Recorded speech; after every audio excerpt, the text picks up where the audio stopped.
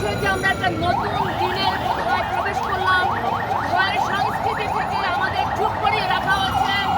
দুর্নীতিমুক্ত একটা বাংলাদেশ বোধহয় আমরা প্রতিষ্ঠা করতে যাচ্ছি।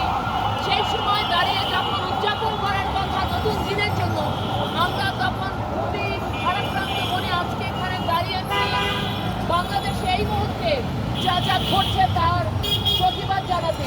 এই মুহূর্তে সারা বাংলাদেশে আমরা জানি বিভিন্ন মিডিয়ার মাধ্যমে যে আমাদের নানা ধর্ম, মত, বর্ণ, নানা শ্রেণী পেশার, রাজনৈতিক পরিচয়, ধর্মীয় পরিচয়ের মানুষের উপরে একদম বেছে বেছে এমনকি